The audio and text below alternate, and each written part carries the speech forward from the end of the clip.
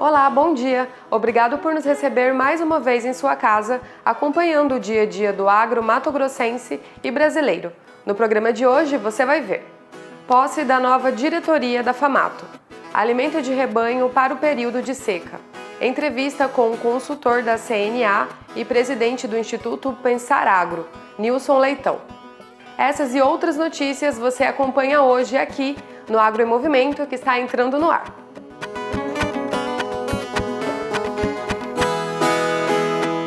E agora você fica com algumas das principais notícias do agro no Giro Rural. E a nova diretoria do Sistema FAMATO tomou posse na noite do dia 9 de fevereiro. O evento aconteceu no cenário rural e foi prestigiado por produtores, associados, sindicatos rurais e representantes do poder público. A diretoria eleita, gestão 2023 a 25, tem como presidente o agropecuarista Vilmontes Tomain, produtor rural da região de Barra do Garças, que exercia o cargo de diretor administrativo e financeiro da antiga gestão. A gente está comprometido com o sistema e a FAMATO tem um trabalho feito e mostrado para o povo do Mato Grosso, e eu já sou continuidade e com certeza esse trabalho vai continuar. O que puder ser melhorado, a gente vai melhorar. E eu comprometido com o setor produtivo. Gera oportunidade, gera emprego, gera divisa, gera sustentabilidade, e por isso fiz questão de vir aqui prestigiar o Vilmontes e a diretoria dele.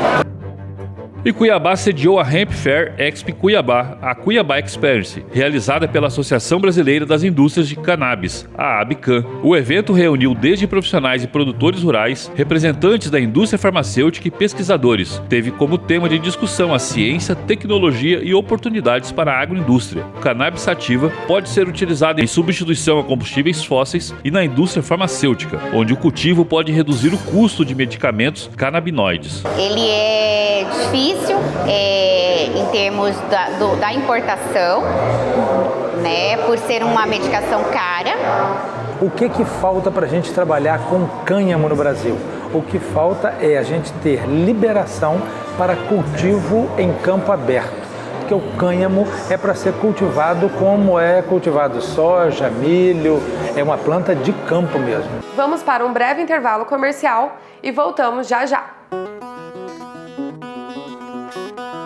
Agro em Movimento. Oferecimento Senar Mato Grosso. Quanto mais você aprende com o Senar, mais sua vida se transforma. Vem aprender, vem transformar. Vem com a gente, vem com o Senar. Quanto mais você aprende com o Senar, mais sua vida se transforma. É conhecimento na prática para quem quer inovar e produzir melhor. Aproveite o Senar ao máximo. Fale com o Sindicato Rural da sua região. Senar Mato Grosso, uma instituição do Sistema FAMATO. Vem com o Senar.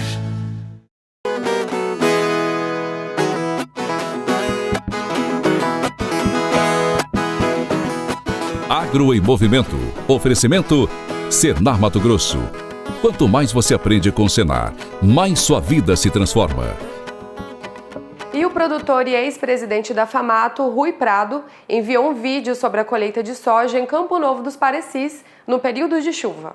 Estamos aqui nessa fazenda em Campo Novo do Parecis, Mato Grosso, fazendo a colheita da soja, um pouco atrasada devido a muitas chuvas. Está chovendo quase todos os dias e isso tem impactado no trabalho das máquinas. Segue a colheita aqui com 30% colhido, um pouco atrasado do ano anterior. No quadro De Olho no Mercado, Paulo Horto faz uma análise das perspectivas da pecuária brasileira. Olá, pessoal do Agro Movimento, nesse bloco aí de Olho no Mercado. Meu nome é Paulo Horto, sou diretor-presidente da Programa Leilões. Primeiro, uma honra estar participando desse programa. A gente vem já numa tendência de baixa do mercado na pecuária, já desde o segundo semestre do ano passado, principalmente que se acentuou no último trimestre de 2022. Iniciamos 2023 com novas perspectivas, né? Porque uma coisa é certa para a pecuária brasileira: nós somos o maior produtor de proteína de vermelha no mundo hoje, o maior exportador, e já somos praticamente o maior produtor, né? É uma questão de tempo para a gente alcançar os Estados Unidos em produção de proteína vermelha no mundo. A tendência, o cenário, a trajetória da pecuária brasileira, apesar das suas oscilações, ela tem um prumo muito bem definido, ela tem um horizonte muito bem definido.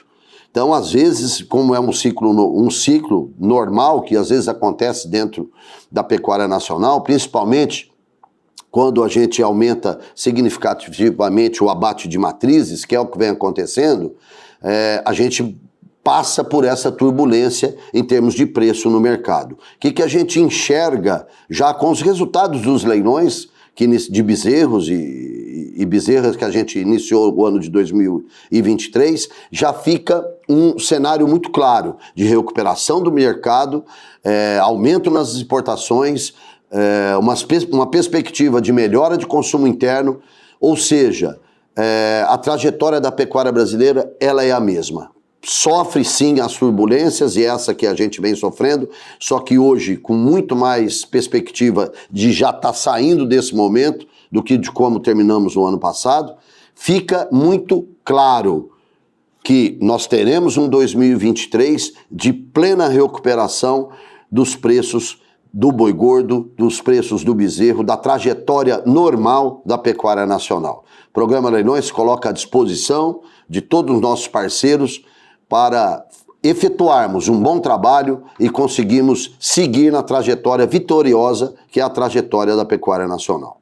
Embora estejamos em período chuvoso, o produtor rural e pecuarista precisa começar a se preparar para a alimentação do rebanho no período de seca.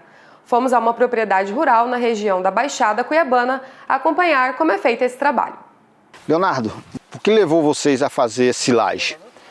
Então, a gente está trabalhando aqui com um ciclo completo, né?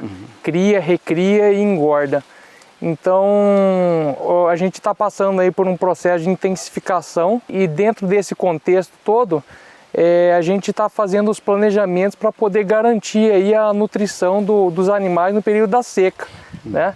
Nós estamos aqui a realidade da fazenda é uma área que é na Baixada Cuiabana, né?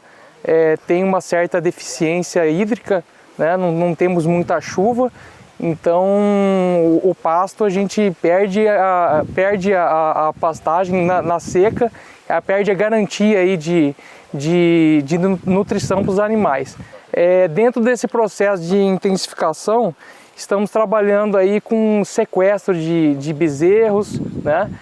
Fazendo a desmama precoce dos animais, tudo isso para poder garantir aí que os animais tenham condição de entrar na época das chuvas com score corporal melhor para entrar na reprodução. Estamos trabalhando aqui com confinamento também, confinando os descartes que saem do ciclo de reprodução, né? E já iniciando o confinamento de machos que seriam de produção própria do grupo.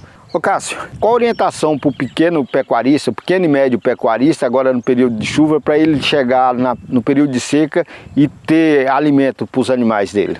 O pecuarista tem que andar na frente, ele tem que pensar a médio e longo prazo. Então a gente está entrando no terço final das águas e é o momento exato para a gente já programar a comida, vamos dizer, a boia, para os animais na estação de seca. Por que eu falo isso? Porque ainda dá tempo de a gente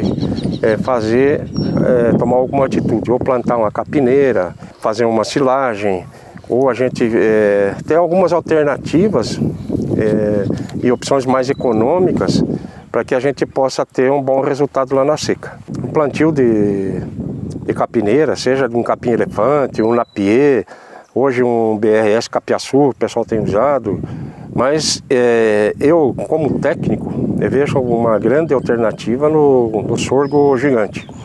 Ele fornece um volume muito grande de matéria original, de matéria verde, chegando entre 70 a 90 toneladas por hectare. E a grande vantagem dele é que você consegue fazer 2 cortes. Você não precisa replantar, ele acaba perfilhando, ele solta a brotação e você consegue ter mais um corte aí, em torno aí de 30, 40 toneladas, se você pegar algumas chuvas ainda para frente. E ainda consegue entrar com os animais para fazer um pastoreio depois do segundo corte. O custo da tonelada de uma silagem de sorgo gigante hoje, em torno aí de R$80 por tonelada, é muito barato. Não existe outra fonte de alimentação de volumoso mais barato do que ela. Precisa adequar, logicamente, algumas coisas em termos de nutrição, mas isso se adequa com sal mineral, com proteinado, com outras fontes de nutrientes. Em relação a milho, ele perde um pouquinho na característica nutricional, mas tem a vantagem de produzir mais do que o dobro da capacidade de produção por hectare. Então é onde o produtor precisa.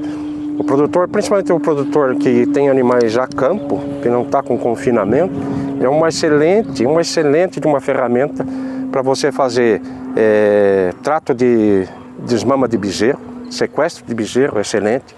Para você fazer o trato de uma suplementação de vacas de primeira cria que estão crescendo, que estão com o bezerro no pé.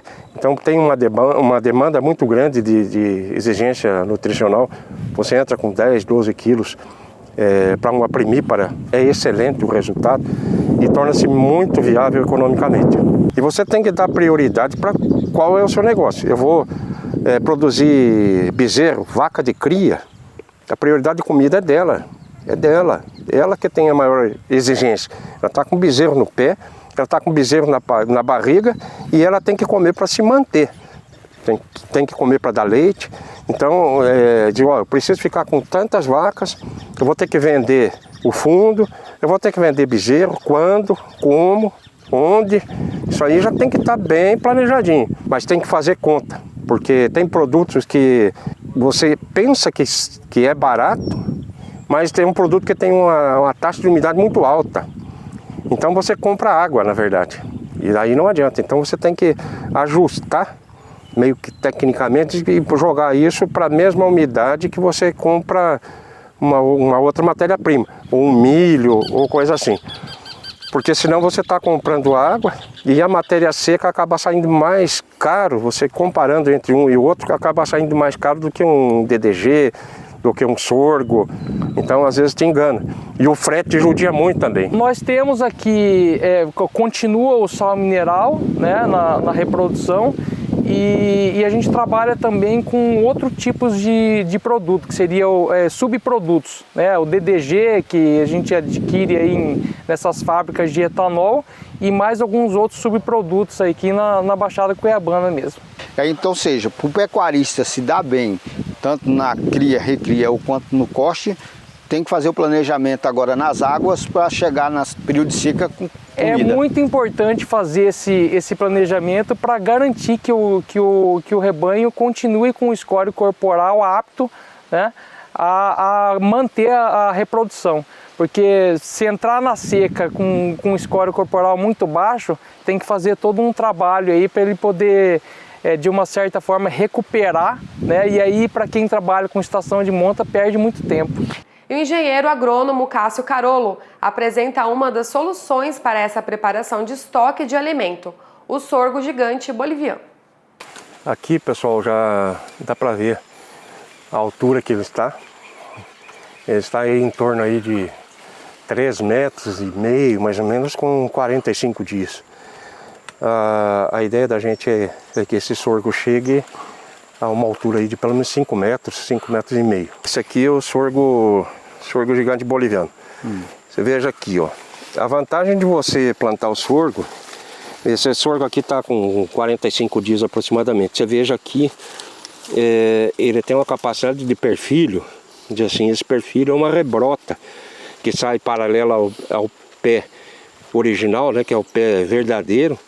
Então quando você corta, você vai ter um volume de matéria seca muito maior. Então esse é um sorgo bastante novo ainda. A gente vai cortar ele daqui uns 40 dias, 45 dias, com a faixa de 28 a 30% de umidade. Então a gente faz a avaliação da umidade, a máquina vem, a colhedeira vem, ela vai cortar aqui em torno aí de uns 20 centímetros. Por que isso? Não cortar rente do solo? Porque às vezes machuca o pé da planta e tem entrada de bactérias, de fungos e acaba matando.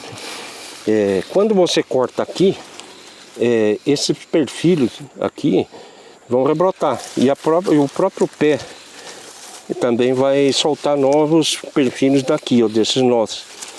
Você pode ver que a raiz ainda está entrando no solo, não está totalmente no solo. Então, à medida que as raízes entrarem, elas também dão uma alavancada maior no crescimento do sorgo. O tamanho ideal de corte da silagem aí em torno de 1 centímetro no espaçamento, vamos dizer, entre o ponto ideal de corte.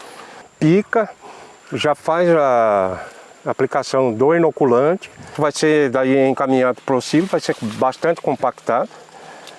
E aí, enlonado, né, tira praticamente todo o oxigênio para que tenha uma boa fermentação, uma fermentação lática, que é o ideal. E após aí 45 dias já está pronto para ser fornecido para os animais. Uma pausa rápida e já voltamos.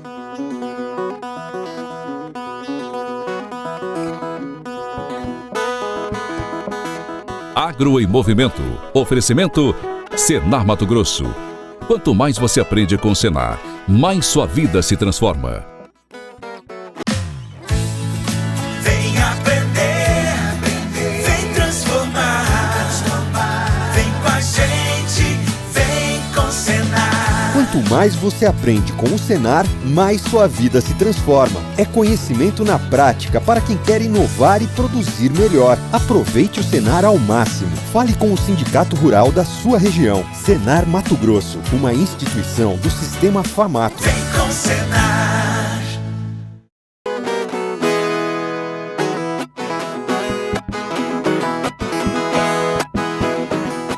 Agro em Movimento. Oferecimento Senar Mato Grosso. Quanto mais você aprende com o Senar, mais sua vida se transforma. No Café com Prosa de hoje, o jornalista Cosme Rainer entrevistou o presidente da Pensar Agro e consultor da Confederação da Agricultura, o ex-deputado Nilson Leitão.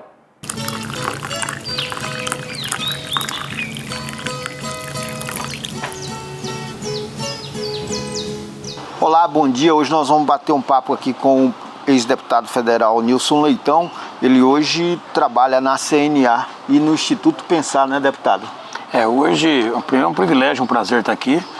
Hoje eu sou consultor da Confederação Nacional da Agricultura e sou presidente do Instituto Pensar Agro, né? Um instituto hoje que conglomera a maior quantidade de entidades e de representatividade, né? São quase 50 entidades do agronegócio brasileiro dentro do Instituto, que é o que faz essa retaguarda e esse trabalho técnico para a Frente Parlamentar da Agropecuária, que é a maior frente do Congresso Nacional. Nós é que acabamos fazendo esse trabalho técnico, elaborando legislações, fazendo a defesa do agro no Congresso Nacional e também no governo. Como é que o senhor avalia a relação do agro com o novo governo do presidente Lula? Eu sempre falo que o agro não pode ser e nem agir como um partido político. O agro, ele defende, o partido do agro é o Brasil, né? É o Brasil, e o agro brasileiro não é o agro apenas da economia. Os municípios onde tem agropecuária são os municípios com o menor IDH, com o maior IDH e o menor mortalidade infantil, né? Onde isso tem que ser reconhecido pelo governo. Então o agro da economia, da justiça, o agro da área social, a área do emprego, da renda, é também o agro do pagamento de imposto, da tributação, né, que paga muito imposto. Então toda essa soma de fatores tem que fazer com que qualquer governo reconheça isso. Mas a vida do agro em termos de avanço, de modernização, desburocratização, nunca foi fácil em nenhum governo e não será fácil nesse governo também, né? Ele sempre tem que evoluir. Às vezes tem um comportamento do governo que ajuda, entende um pouco melhor o agro, mas a legislação não avançou como deveria. Por exemplo, licenciamento ambiental, regularização fundiária, a lei de modernização do defensivo agrícola. Toda essa legislação ainda está parada no Senado Federal. A lei de trabalho rural, que determina as regras do trabalhador rural, ainda de 1973, algumas mudanças foram feitas na reforma da lei trabalhista, mas não tudo. né? A legislação ambiental ainda tem essa dificuldade toda. Então, o marco temporal, quando se trata das questões fundiárias, com as questões indígenas, quilombolas, ainda é uma legislação antiga, que precisa ser modernizada para o novo momento, não do produtor rural, mas o novo momento também do próprio índio, né? Que ele quer ter a sua renda própria, quer ter liberdade, não todos, mas uma boa parte quer. Então, precisa se debater com o governo. O que a gente tem que impor é essa honestidade intelectual nesse debate. Mas a convivência vai ser boa, harmoniosa? Harmoniosa vai depender muito do que o governo, da mensagem que o governo vai vir. Nós esperamos que sim, né? O agro, ele é imprescindível para o desenvolvimento do país. Ele é um setor imprescindível. O agro não pode ser tratado com a diferença de importância como é tratada a educação, a saúde, né? Ele é tão importante quanto, né, com as suas diferenças, né, com as suas peculiaridades. Então ele precisa ser visto do ponto de vista do Estado brasileiro como um tema importante para o desenvolvimento necessário do Brasil. Mas já teve algum movimento já inicial do governo e principalmente de alguns parlamentares da base do governo no sentido de propor taxação do agro? É uma conversa recorrente, né? Eu acho que a primeira mensagem ruim do governo foi a divisão do Ministério da Agricultura, né? Isso não é uma boa mensagem. Essa mensagem, ela demonstra que o governo enxerga a agricultura brasileira segmentada, e ela não é. A agricultura é uma só. Não interessa se o produtor tem 5 hectares e a produção dele é de banana, ou é de mamão, ou de cenoura, ou de cebola, ou se é de 10 mil, 15, 20 mil hectares de produção de soja. É uma agricultura só. Nós estamos tratando de alimento, e alimento tem que ter uma regra. Tem que ter uma regra, com critérios diferentes, às vezes com alguma peculiaridade diferente, mas no âmbito da produção, do plantio da semente, da colheita, né, tudo isso é uma definição conjunta da natureza. Não é o Estado que pode impor isso, mas as regras para ela tem que ser uma regra só. Então essa é a grande preocupação. Há uma mensagem que não é boa, tirar a Conab do Ministério da Agricultura, tirar o CAR e levar para o Ministério do Meio Ambiente. O CAR não é um instrumento de fiscalização, é um instrumento de desenvolvimento, né? É um instrumento para o produtor evoluir, para o produtor dar transparência, né? Então não pode ser visto isso como entrave. Então há sim uma preocupação em relação a algumas mensagens, mas é um início de governo. Há uma reação no Congresso Nacional sobre isso, há uma reação dos parlamentares. O próprio presidente da Câmara, Arthur Lira, não concorda com a saída do CAR do Ministério da Agricultura, a Frente Parlamentar da Agropecuária não concorda. Então são temas para ser debatidos, mas não precisa ser ferro e fogo. Pode ser um bom debate, convencendo o governo a fazer aquilo que a boa política faz, o diálogo e a argumentação. Essas ações iniciais, você acha que trouxe mais insegurança jurídica do que segurança? Claro que traz insegurança e burocracia. Você imagina você discutir a agricultura, ao invés de você sentar no único foro de debate, no único local de debate da agricultura, você tem que discutir em 5, 6 lugares. Então burocratiza isso, acaba criando dificuldades para ter o resultado e a resolutividade que o agro precisa. Então é óbvio que tem. Você vai no Ministério da Agricultura discutir um tema importante de produção, de exportação e de abastecimento, o abastecimento não está lá mais. Agora vai estar lá no Ministério do Desenvolvimento Agrário. Não que não possa funcionar, mas já criou 2 lugares para se debater. Né? Então é claro que você tem aí uma burocracia matuor. Na melhor das hipóteses, você piorou a burocracia, se burocratizou mais. E com isso, mesmo o fato do atual ministro ser do Mato Grosso não ajuda tanto, né? Eu acredito que o ministro Favro, ele tem conhecimento, ele é um senador da República. Eu acredito que ele tem aí uma oportunidade, uma capacidade de poder impor, de fato, a verdade sobre a estrutura que o agro precisa e tem que andar. Agora, ele vai ter o concorrente dos assuntos, ele tem que convencer os outros ministérios para isso, né? O Ministério Político, que é a Casa Civil, a Secretaria de Governo, o Ministério do Meio Ambiente, o Ministério do Desenvolvimento Agrário, tudo isso tem que ser colocado. E o Ministério de Relações Exteriores, como que vai ser a política em relação a isso? Vai ser em defesa do Brasil e do setor agropecuário brasileiro? Ou nós vamos ter que obedecer a algumas regras que só tem interesse econômico e prejudica o agro. Então tudo isso é a mensagem. Tem que entender direito essa mensagem que o governo quer passar.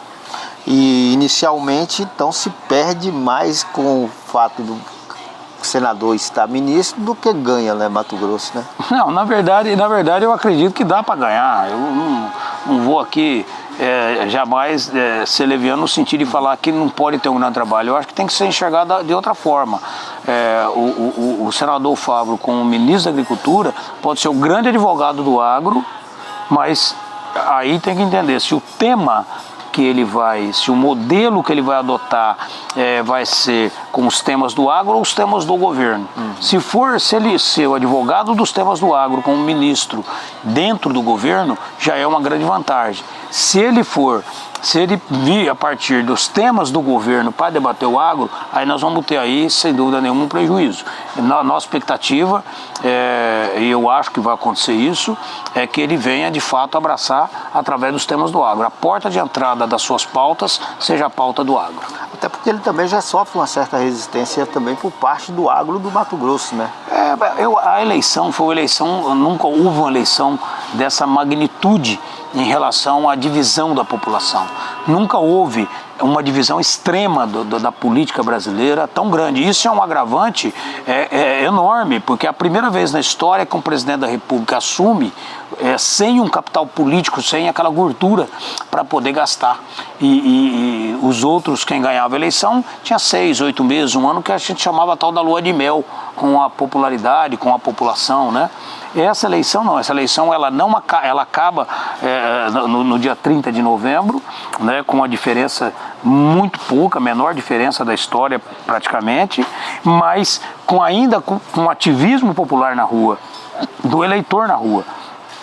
Então o presidente Lula ele tem que conquistar o Congresso Nacional, que ele sabe que precisa dessa conquista, ele não tem maioria hoje para poder fazer as aprovações, vai ter que conquistar essa maioria, mas outros presidentes já tiveram também essa dificuldade, mas sem esse ingrediente da opinião, ou seja, desse bumbo batendo na rua contra o governo que ganhou. É a primeira vez que tem isso com muita força.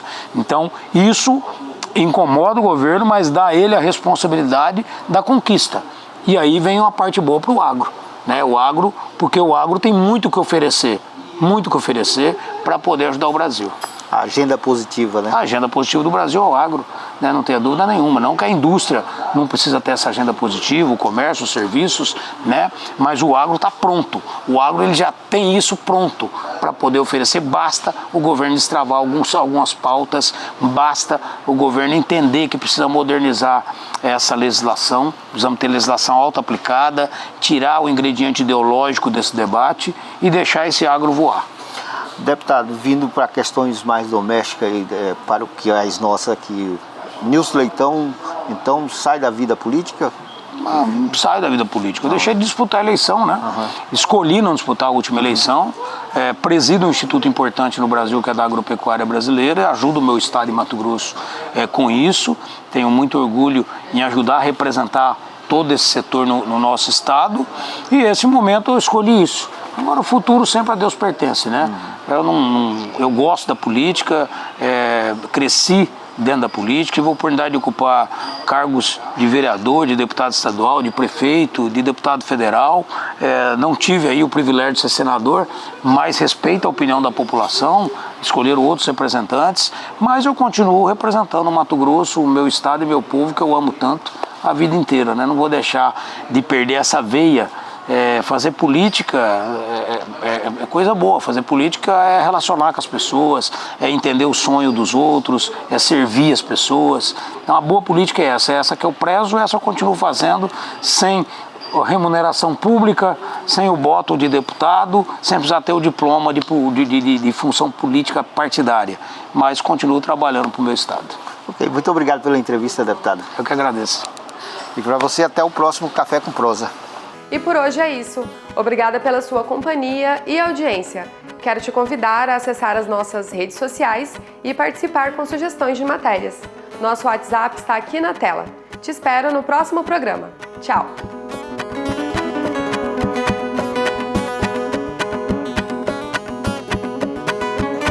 Agro em Movimento. Oferecimento Senar Mato Grosso. Quanto mais você aprende com o Senar, mais sua vida se transforma.